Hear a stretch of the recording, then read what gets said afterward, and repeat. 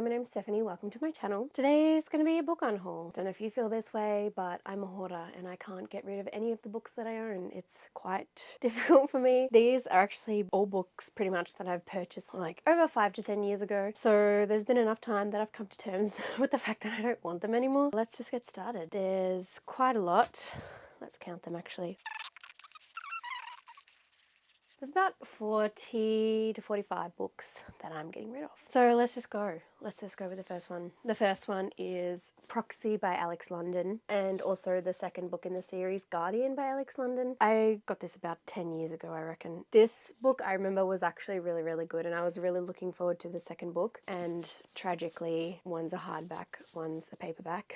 I really enjoyed it, and then I got the second one and I just never read it. But just seeing them on my shelves, I look at them and I'm like, oh, they're still there. Like, so they have to go. I made an executive decision. That's similar with these two. I kind of went through a real sci-fi time in my life. I think that was kind of the time around 2014. It was very much this kind of story. Now when I think of them, I kind of think they're all just like similar. So I read Replica by Jenna Black and I did really enjoy it. And I saw the second book in a bookshop and I was like, I have to get it. I just never read it. Same thing as the other ones. They didn't spark joy when I looked at them on my shelf. Yeah, I just hope, someone else will be able to enjoy it and they'll read it one after the other quicker than me.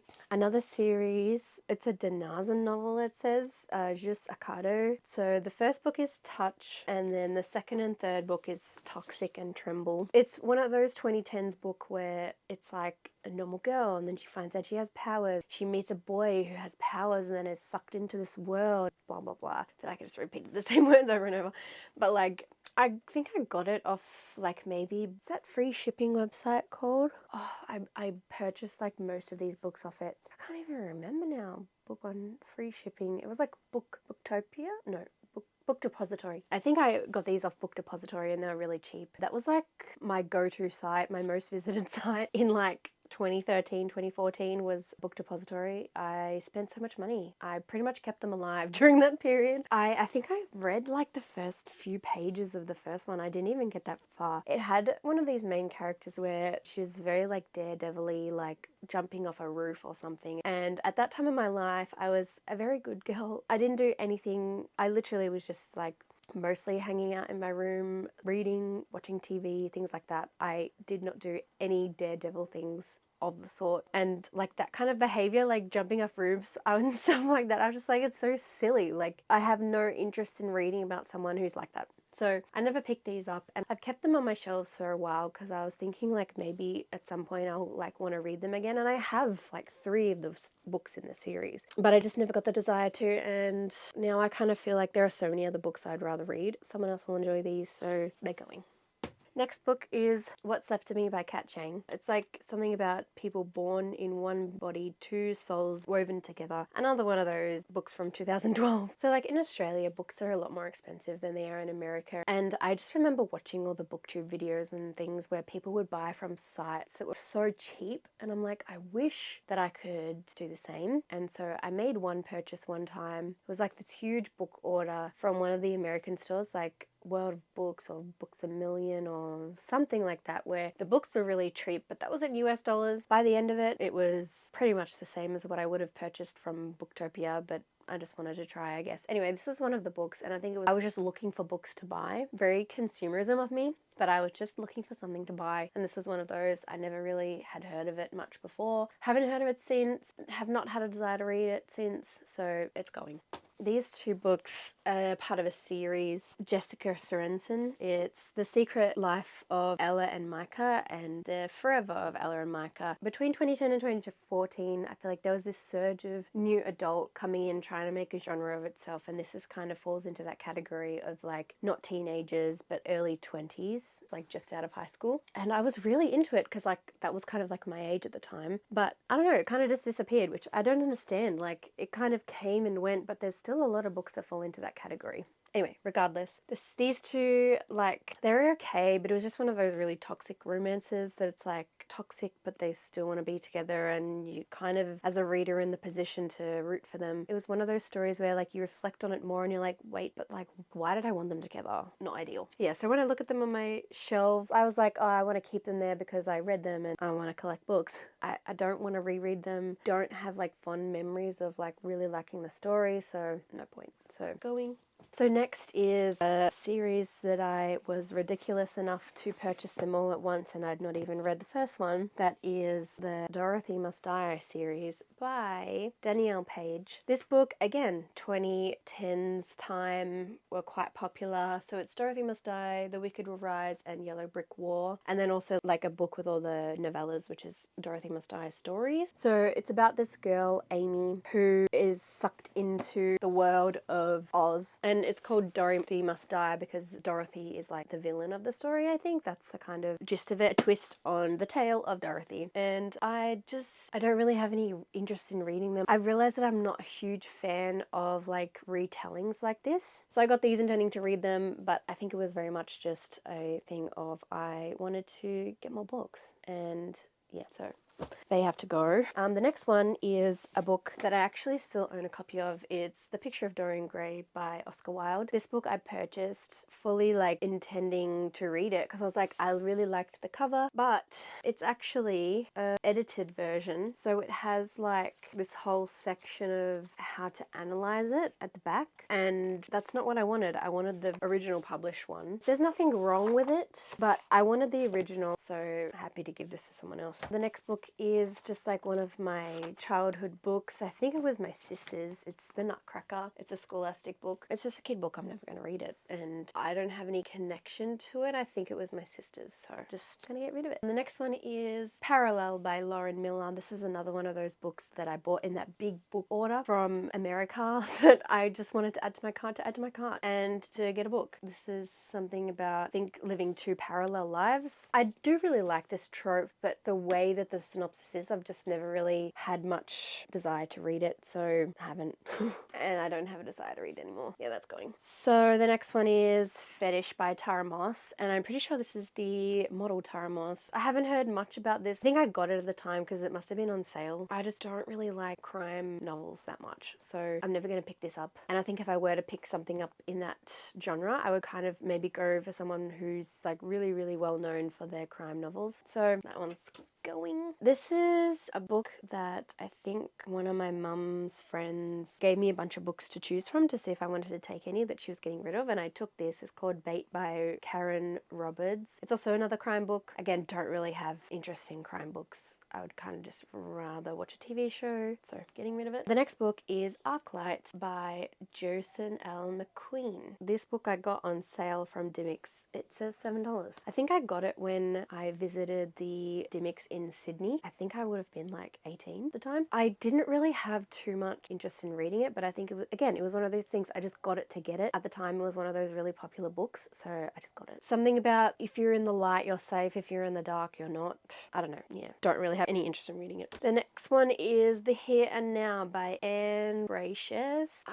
I do judge books by its cover. The book cover, I'm not a huge fan of. I got it like fully intending to read it. Then I got it and then I just haven't had any interest in reading it. And I got it like over 10 years ago. So the next book, the Miss Peregrine's Home for Peculiar Children sequels by Ransom Riggs. I still have the first book on my shelf. Like, I love these covers, and I think that's kind of what's kept them on my shelves for so long. I read Miss Peregrine's Home for Peculiar Children and I loved the concept. I don't know if you've seen these books before, but it's like, they're very heavy and they're full of photographs, which is really cool. Like old photographs, they're real. Like the author collates these photographs himself. He collects them from all places. But yeah, so the first one, Miss Peregrine's Home for Peculiar Children, is about a home for peculiar children. They all have different peculiarities or like abilities. Miss Peregrine is the kind of principal of the school and she kind of looks after all these children, kind of like an orphanage, like their parents have either disowned them or they are orphans. I wasn't a huge fan of the vibe. Like I wanted to be like, the vibe was very special, but I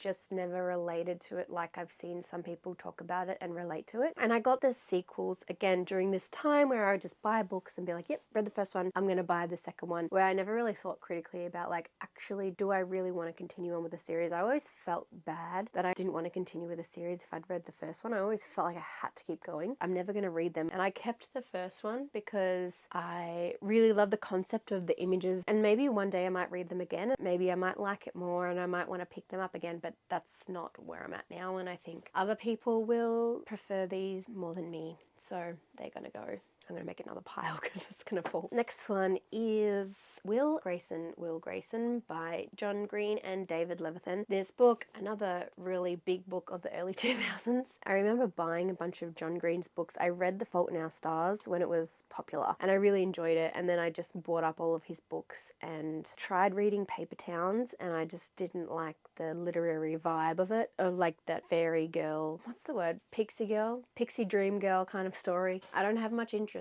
in reading it, and I don't really think I like John Green's writing style. So yeah, going. Charlaine Harris, Gravesite. I loved True Blood, which is a series that the same author has written. I think I read the first book of True Blood before the series came out, and I really liked it. And I watched the series, loved that too. But I know her books were a little bit different. So I didn't want to continue with the True Blood series, but at the time, like I saw these out all the time. Again, early 2000s. I think this was on sale, or I found it at an op shop. Really wanted to read these because this is about, ever since a bolt of lightning zapped her on the head, she's had an extra special talent. She can find dead people. And I really like the concept, but I just have never had the drive to want to read this, and I've had it for quite a while. I know I'm not going to read it, so I just need to get rid of it. The next book is The Fifth Wave by Ricky Yancey. This book I've wanted to read for so long because people loved it when it first came out. Again, early 2000s, people fucking loved this book, talked about it all the time, raved about it all the time, were so excited that there's going to be a movie, like amazing book. And then the movie came out and it kind of flopped. And then also the second book in the series came out and people were like severely underwhelmed with how it ended. So it's kind of one of those books where like a great first book and then the series kind of deteriorates from there. That's kind of what I know of this. And I kind of feel like, what's the point of reading the first one, really wanting to read the second one, and the second one being a letdown? It's no point. I have been told like not to get rid of this book because it's an amazing book. I can't remember who told me, but someone told me that. But now I'm like, I don't have the capacity to enjoy a story and then be let down by the second book, so just gonna get rid of it. Okay, the next book is Heist Society by Ali Carter. I've read about 17 pages of this book apparently. I haven't read this series, but I've read Ali Carter's other series. Like one of the books is called If I'd Tell You Then I'd Have to Kill You. The Gallagher Girls series, that's what it is. I really liked that. It's about like a school that trains assassins, I think. I've always wanted to read more of this author because she kind of always writes about that, like teenagers, like this one's about teenagers going on a heist. But this, I never had the drive to read. If anything, I'd want to reread the Gallagher Girls series, but they're actually really hard to find in physical copy. But anyway, not going to read it, don't have any interest in reading it, gotta go. So the next one is Stranger Than Fan Fiction by Chris Colfer. I think this is the guy from Glee. The guy that played Kurt in Glee wrote this book. I didn't get it for that. It's LGBTQ+. That's kind of really all I know.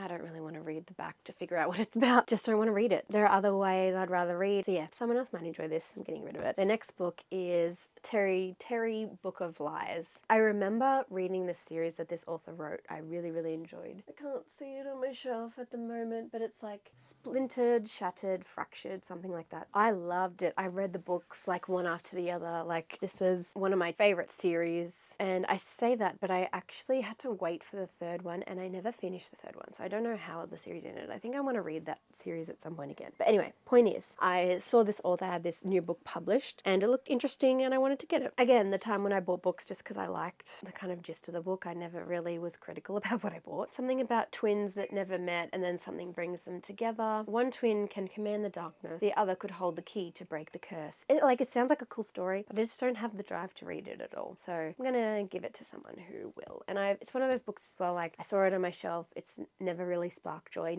I've never really had that excitement to read it, so gonna give it to someone who does. This book is City of Dark Magic. I, again, purchased this on one of the like American sites that you can get cheap books from, and this one was a secondhand site, and so I got this one. It sounded good, but then when I got it, it has a crack in the spine, and yes, I am very, very shallow when it comes to the look of books. I got it, but then it's been on my shelf. I've never really been like, oh yeah, I really want to read it, because I ended up reading this series that's kind of has the same vibe. Since I rearranged my shelves, I feel like I can't find anything. It kind of reminded me of that, but I just never really wanted to get back into this genre. Very like Cloak and Dagger, those kind of stories. But yeah, I just don't really want to read it, so goodbye. These are like all children's books. They're like really, really old books. I don't even remember where I got them. I'm not going to read them, and they're very old. They're probably like racist and homophobic. I mean, not to say they are, but I'd rather read newer stories. That was another one of those books. These books I got through like, I think it was a Scholastic magazine actually in primary school. I never read them. I don't know why I chose them. Just don't want them on my shelf anymore. These are more of those ones. Next book is Melina Marchetta, Looking Farley Brandy. This book I really do want to read. It's apparently one of the best books of YA written from an Australian author. I just accidentally bought a second copy of it, so getting rid of it. The next book is Birthmark by Cara O'Brien. I actually don't know. I think it's one of those Irish names. I'm not sure if I'm pronouncing that correctly. So it's kind of like about pregnancy and women's bodies and things like that, I'm pretty sure. I don't know. I tried to read this quite a few times. Again, I got this like 10 years ago. I think I just didn't like the writing style, the way the story was told. The Darkest Mind series by Alexandra Bracken. This was all the rage in the early 2010s. I really wanted to get my hands on it, so I ordered these two online. I really enjoyed them, and then I found it in person, and so I got this one. But as you can clearly see, they are completely different covers, and I much prefer these covers. Because why? Like, why would you redesign the Australian covers to be this when they were originally this? Like, I just don't understand. And Never Fade? How nice does this look? I think the story itself, it got to a point, like the second book, it got to a point where I think I wasn't too excited about where the story was going. And then once I started reading this, it kind of wasn't going in a direction that I enjoyed. And then it got to a point where I forget what happens. They don't spark joy when they're on my shelf, especially that they don't match. I don't know, this is just a series that I don't want to read again. So these are going to go as well. Okay. I've offered some to people I know that read books, but I still haven't given people these books. Another book is George Orwell, 1984. This I bought a really, really nice copy of. It's really narrow and it's really tall. The really beautiful version that I have, it was on sale, which is why I justified buying it. So I have that rather than this, so that's why I'm getting rid of this one. Another one is Pierce Brown, Red Rising. I've had this for a long time. I've never read it. Like, I've heard good things. I think I've heard weird things about this author and this book series, so I kind of, and I don't really know the specifics. I don't know if it's true, but at the same time, like, it's just another reason for me to like get rid of it. Like, it's just that tipping point of like, should I keep it, should I not? So just getting rid of it. The next book is What Alice Forgot by Lane Moriarty. This is like one of those authors that their books are just everywhere in the bookstore, and then one day I kind of just fell for it and bought it. I don't know, just don't have the drive to read it, so I just wanted to get rid of it. The last book, Not That Kind of Girl by Lena Dunham. Lena Dunham. This is a memoir about Lena Dunham's early life. When I read it, I mean, it was okay. There was nothing wrong with it, but then I read more reviews on it, and I don't feel the need to keep it on my shelf. And I feel like it was one of those books, like, since reading the bad reviews, every time I see it on my shelf, I think like, ugh. So getting rid of it. So yeah, that was all of the books. It's a lot. It's big for me. I don't get rid of books that easily. I just don't have any joy in keeping them on my shelf. Now when I look at my shelves, I really feel joy seeing all the books that I want to read, all the books that I really enjoyed reading and wanted to keep for, like, in the future I want to reread or keep as those memories. And these books just weren't doing that. So yeah, please let me know if you've read any of these, and I should change my mind about any, because let's be honest, I'm actually not going to get rid of them anytime soon. They're going to stay in boxes for another few months and live in my garage until I decide where I'm going to take them. Thank you so much for watching. Bye.